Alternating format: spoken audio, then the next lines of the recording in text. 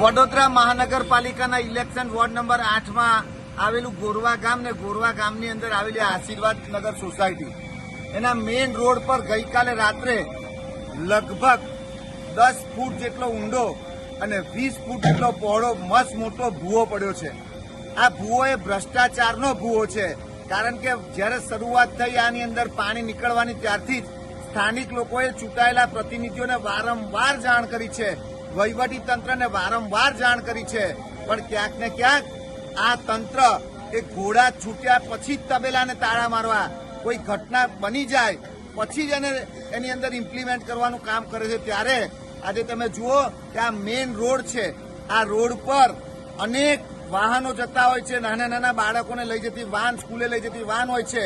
આ રોડ એ live road છે, ત્યારે આ રોડ પર આ તો સદનસીબ એવું હતું કે રાત્રે 12 વાગે ભૂવો પડ્યો, પણ જો દિવસે ભૂવો પડ્યો હોત તો મને લાગે છે કે બહુ મોટી જાનહાનિ થાત।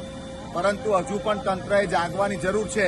હજુ પણ તમે જુઓ કે ચૂંટાયેલા પ્રતિનિધિઓ અહીંયા કોઈ દેખાતા નથી અને આવી ઘટનાઓ ઘટતી હોય છે। ત્યારે આપણે એક બાજુ સ્માર્ટ સિટીની વાતો કરીએ, 6000 કરોડનું બજેટ બનાવીએ, પણ તમે વડોદરાને અત્યારે ખાડોદરા બનાવી દીધું છે, ભૂવા નગરી બનાવી દીધી છે, એનું અમને દુઃખ છે।